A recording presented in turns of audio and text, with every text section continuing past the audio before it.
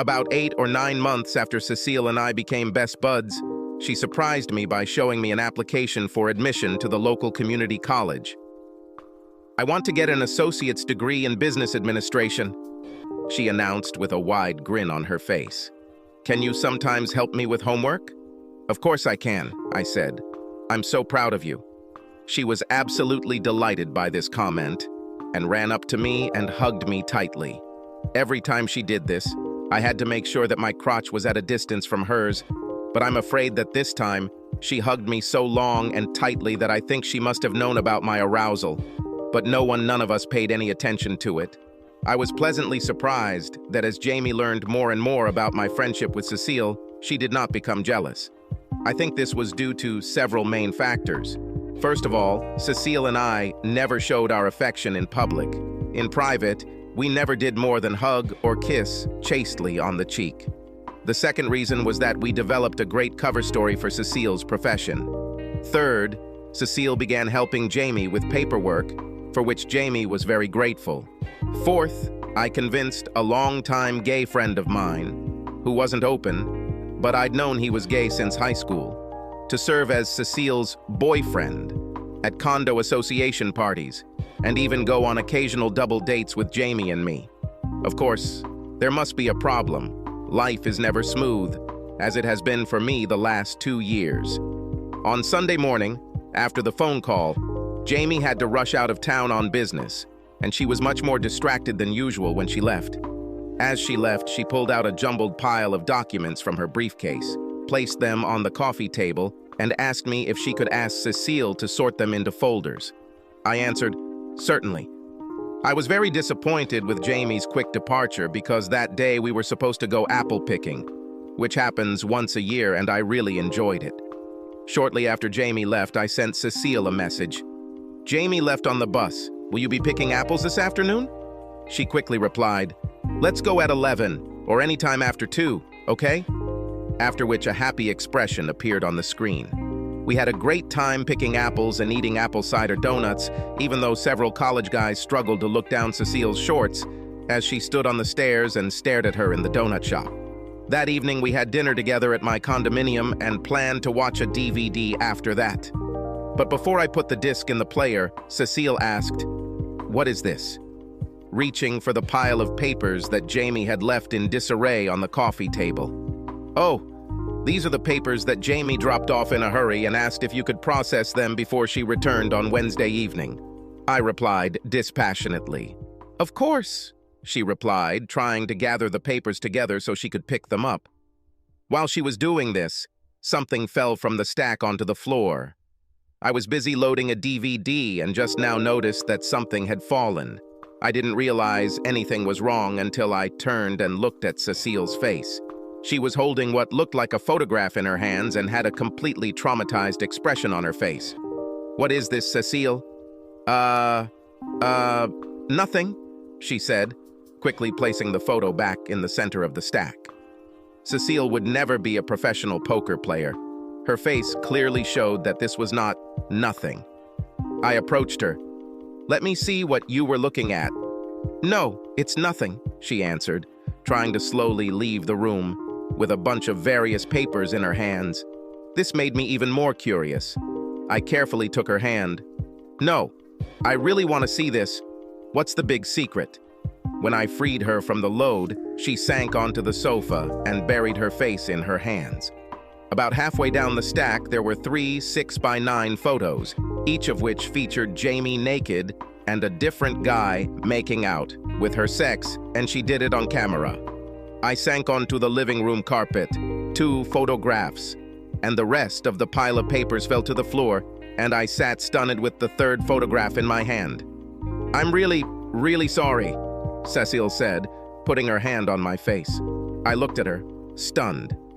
"Maybe these are old photos from before you got married," she said, trying to find something positive. "She only got a butterfly tattoo on her left shoulder 2 years ago," I muttered in response.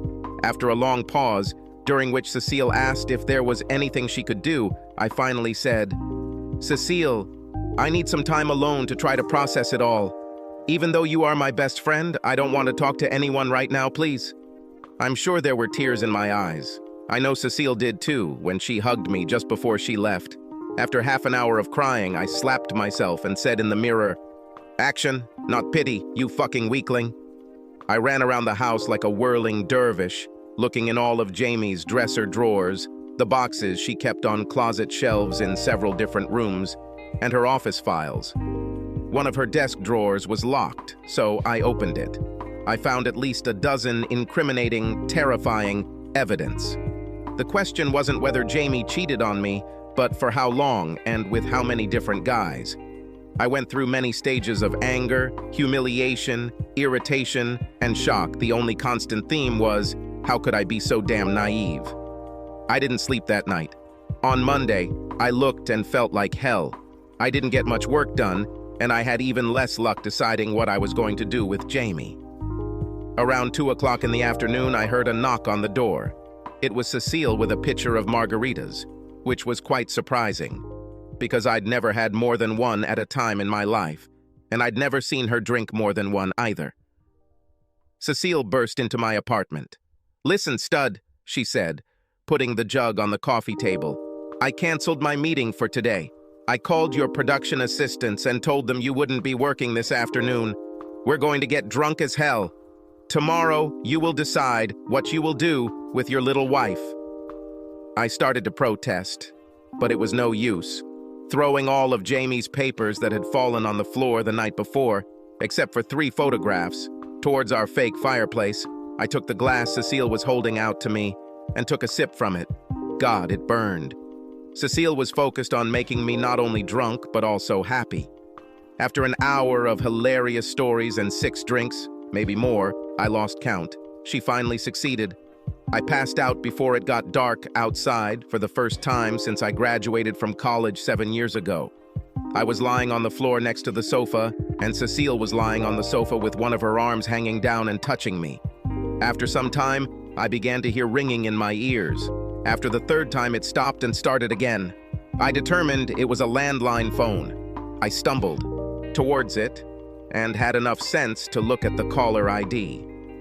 It was the bitch's cell phone.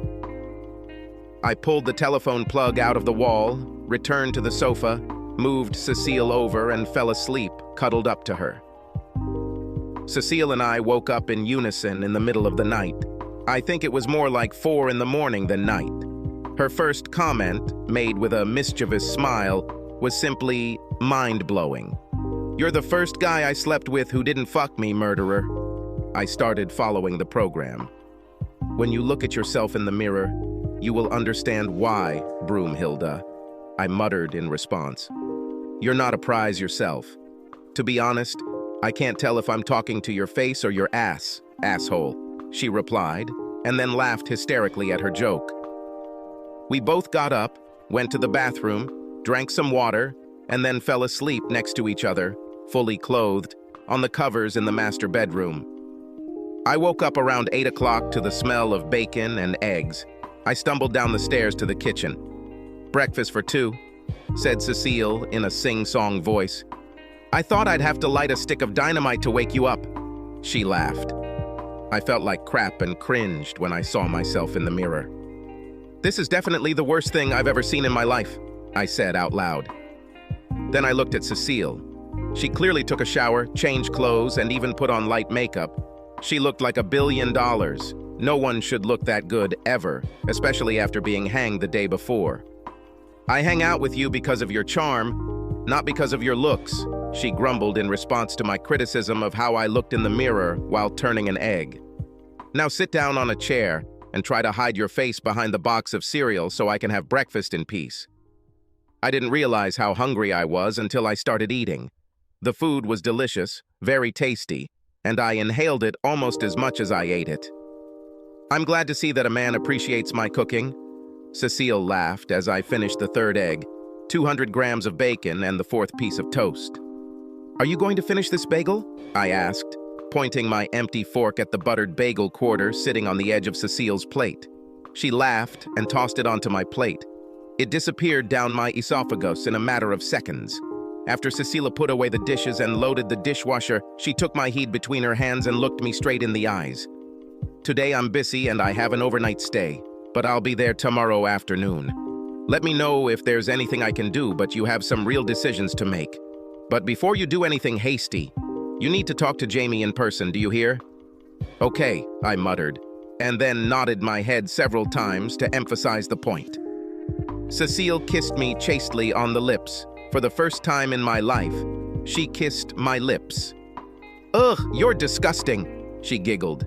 Shave, shower, and brush your teeth before you do anything else. I laughed, nodded, and she left. By the end of the day on Tuesday, I had completely sobered up, cleaned the apartment, photographed all the evidence or read it digitally into the computer and saved it on a flash drive. I didn't talk to anyone except my software assistant and my production foreman. My cell phone was full of messages, mostly from Jamie, but also from her parents and even mine. I didn't want to talk to her and thought it was just fine that my inbox was full and my landline was disconnected. I had pretty much decided what to do, but was still working out the details when Jamie burst into the apartment frantically on Wednesday morning, 12 hours before she was due to arrive. I saw it was her and turned away. Blake, I was so worried, she said, with genuine concern in her voice. You weren't answering your calls, and I was sure something had happened. What the hell could be wrong, my dear faithful wife? I chuckled with as much sarcasm as I could muster. She turned white and raised her hand to her mouth. Her eyes fell on the papers she had left on the coffee table, still there but now in a neat stack. She began to tremble. Let me show you my little pile of treats, I said with the same sarcasm as in the previous statement, took her hand and led her to the evidence, which I laid out on the kitchen table. Maybe you can explain this shit? I barked. After several deep, choking sobs, she began to babble. Blake, I love you. It didn't mean anything. I got so competitive and wanted to be #1 in sales. I just made a few business deals. I'll stop, I promise. We have to get through this. You are the only one for me. I will get pregnant and we can start a family, etc., etc., etc., etc. Finally, I passed out. I walked into the master bedroom, grabbed all of her clothes from the closet and dresser drawers, not caring what state I left them in, and threw them all into the guest room. Some things fell on the bed, most on the floor. Jamie stood in the hallway sobbing and then fell to her knees. When I was done, I went into the kitchen, found the lock I had bought the day before at the hardware store, and installed it on the master bedroom door while she continued to sob and repeat, "No, no, no." Once the bedroom was locked, as well as my office, which already had a decent lock on it, I left. First, I went to my production, then to lunch, then to the cinema. I returned to the apartment around 11 in the evening. Jamie was sitting on the sofa in the living room. She looked like hell. Her mother and sister were there. "Why are you here, Candace?" I asked, with irritation in my voice, looking at my mother-in-law. As far as I was concerned, she was a typical condescending rich bitch. I always tried to be friendly with her, so that there was at least a semblance of peace between us. No more. "Blake," she said, clearly impressed by my attitude, "Jamie's sister Sherry and I want to offer you any help we can to help you get over Jamie's mistake." "A mistake?" I laughed. "Is that what you call it? Did you show your mom the photos, honey?" I asked Jamie sarcastically. She lowered her eyes, refusing to make eye contact. "You know what you can do, Candace. Make Jamie fuck those 3, 4, 10, whatever guys she had sex with, and then we can talk." I went into my bedroom and locked the door. Surprisingly, I slept well that night. When I got up the next morning, Jamie was gone. There was a simple note. "I've decided to go see Mom and Dad until you calm down and we can talk some more. Don't throw away our future, Blake. We can get through this. Love, Jamie." On Monday morning at her parents' house, Jamie was handed divorce papers. There were 2 sets. The first proposed divorce by mutual consent, dividing property 50-50, due to irreconcilable differences. The second asked for a divorce on the grounds of adultery, accompanied by copies of 5 pieces of evidence that left no doubt. My simple note: I haven't filled any of these applications yet. Take your pick. I need to hear from you by 90 spalm tomorrow. If I don't hear from you by then, I'll submit application number 2. Have a nice life. On Monday evening, around 6 o'clock in the evening, there was a knock on my apartment door. It was Cecile. "Let's go eat pizza. I'll treat you," she said with a wide smile. I began to say, for which she was clearly ready, because she immediately purred, "You don't have a single excuse not to go. Let's go." "Okay," I said. "I need my wallet," as I started to walk back to the apartment. "No, you don't need it. I'm treating you. You only need the keys." She smiled, took my hand and pulled me out of the apartment, at the same time picking up the keys on the table near the door and handing them to me. We ate at our favorite pizzeria, with all organic ingredients, of course. Cecile tried to be as cheerful as possible, which helped a little, although I was still sullen compared to my usual demeanor. When I was full, since we were in a secluded part of the restaurant, she took my hand and asked, "Have you decided what you will do?" Yes, I sent her 2 sets of divorce papers today, one conciliatory, the other hostile, and told her that it was her choice. I'll serve one of these tomorrow morning. No chance of reconciliation?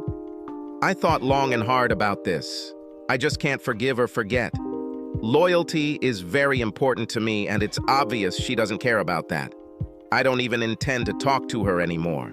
Cecile continued to look between my hand and my eyes. Finally, she spoke. "When your divorce is final, I want to get you first." "What?" I asked, sure that I had not heard her words. "You're my best friend. Plus, I'm in love with you. As soon as we go on our first date, I'll quit my current job. I'm confident enough to find another job, and I don't care if it doesn't pay a penny. I have enough savings to last me until I get you, and I will if you give me a chance." I was stunned. I had no idea that Cecile was actually in love with me. She interpreted my silence as restraint rather than shock. I wondered how the hell she didn't realize that not only would I give her a chance, but I would fall madly in love with the goddess who was already my best friend. Just the thought of sex with this supernatural creature suddenly made not only my manhood in my trousers tremble, but my whole body. I know you probably won't want to have an ex-call girl as your girlfriend, but I promise you won't regret it if— "Shut up," I barked. Then I stood up and kissed Cecile hard on the lips. After a couple of seconds, she understood the program, rose from her seat, and we kissed passionately across the table. When we finally parted our lips, I sat back down. "If you're crazy enough to be in love with me, let me tell you my plan. We keep our relationship as is until 2 weeks before my divorce becomes final. At this point, you quit your job, I sell my condominium, and you break your lease. The day the divorce is final, we go to a resort for a week. And if after that you still want a relationship, we move to another part of the country, rent an apartment together, and if you're still crazy enough to want me, we get married." Cecile put her hands to her mouth and began to cry. We held hands as we walked back to our apartments. I had never felt so alive, and Cecile was practically delighted. We kissed passionately, and I didn't care that my male instrument was pressing against her crotch, before she went into 5B and I into 5A, and looked at each other with big smiles on our faces until the doors closed. I knew that night that I wanted the plan we made after the pizza to work more than anything else I had ever wanted in my life. However, I was expecting complications, and the first one came when Jamie's father, James, called at 7:50 a.m. When I heard his voice, I tensed. "Hello, Blake. This is James Snowden.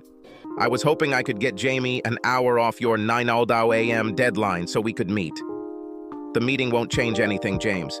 Blake, you have nothing to lose.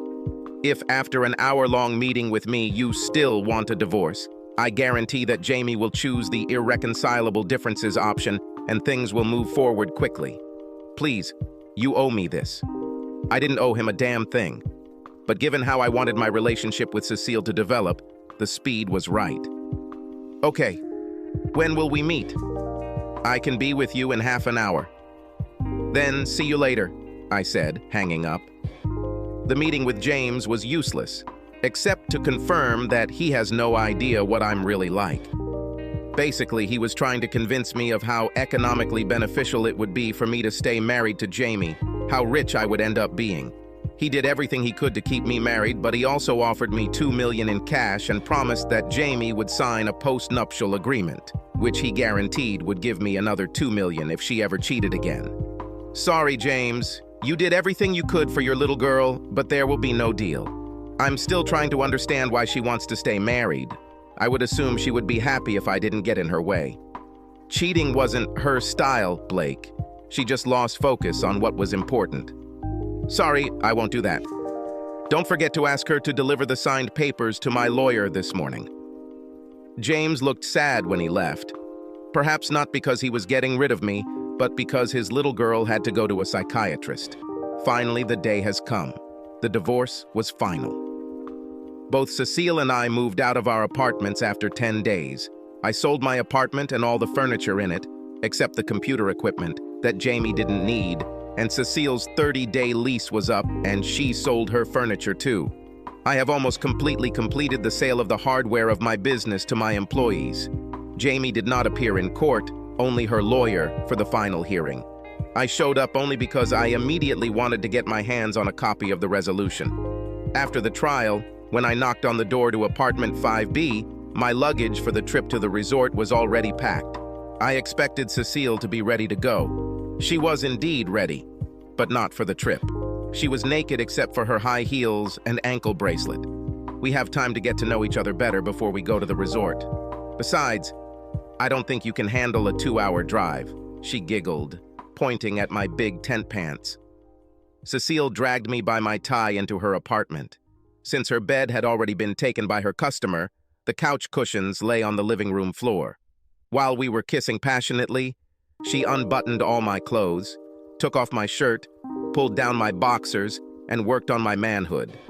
Meanwhile, I enjoyed massaging her huge, perfectly shaped mammary glands. Then I took off my shoes, got out of my pants and boxers, and without taking off my socks, began to work on her honeypot. It tasted and felt even better than it looked. She reached her climax. Sometime after the peak of climax, when I was still caressing her body, she muttered, "Now, make love to me." As I took her, she kissed me, wrapping her magnificent thighs around me, and then a unique thing happened. She began to seriously contract her pelvic muscles. I couldn't believe how powerful they were.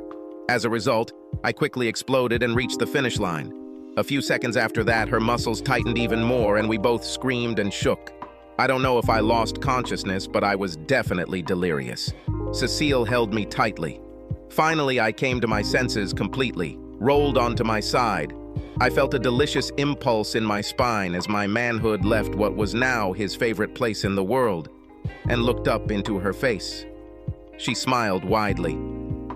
Those were the first 2 real climaxes I've had since I can remember, she chirped, still grinning. Do you know why? Because I'm such a wonderful sex god, I laughed in response. You would, she giggled, and then became serious. I reached fantastic climaxes because we made love. We didn't just fuck each other. I really love you, Blake. And I love you very much too, Cecile. Even before you just rocked my world with sex, that was so much better than anything I'd ever experienced before that it felt like something else entirely. She kissed me deeply. Having rested a little, we played the second round. After mutual caresses, we had sex. Actually, I'll correct it. We made love again, because that's what it really was. Finally, we got dressed. I loaded our suitcases into the car and we drove off. On the way to the resort, Cecile snuggled up to me until we had driven for about an hour. Then she pulled away and said, "Blake, I have 4 things to tell you. I have to do this now before we continue. Ready?" "Ready?" I smiled. "First of all, my name is not Cecile Wilson. I'm Barbara Godden, Babs for short. I have a full set of fake IDs, so good that I was able to sign an apartment lease and buy a car with them. If things work out between us, I intend to completely rid myself of my old identity and cut off all contact with my 4 years as an escort." "Wow, you could work for the CIA," I whistled back. "You are very good at hiding your identity. Should I call you Babs now?" "Don't call me Babs until you're ready to put a ring on it, as Beyoncé sings, she chuckled. Okay, Cecile, what's the next revelation? I stopped working as an escort the day I told you I loved you, and I accelerated through a community college program so that I'm all the way through my freshman year and have 3 credits for my sophomore year. This is fantastic, I answered sincerely, and not only for one reason. You are full of surprises. Not finished yet, she grinned. Thirdly, I came up with a new concept for an online business that I would like to open. I'll suggest this idea to you after our visit to the resort, and if you like it, we can work 50-50. I can't wait to hear about it, I smiled. Finally, fourthly, and this is the only thing that makes me tense. She sighed and seemed to blush. If you have questions about my work as an escort, you should ask them this week, and I will answer them honestly. After this week, I don't even want to think about it anymore, and any mention of it will make me very angry, so if you have questions, ask them this week. It was obvious that the topic made her nervous, since I had long ago decided that I didn't care about her past profession. Although I'd be lying if I didn't admit that I was very glad she stopped working as an escort over 2 months ago. I had nothing else to think about. I would like to ask her, but I couldn't just leave her hanging.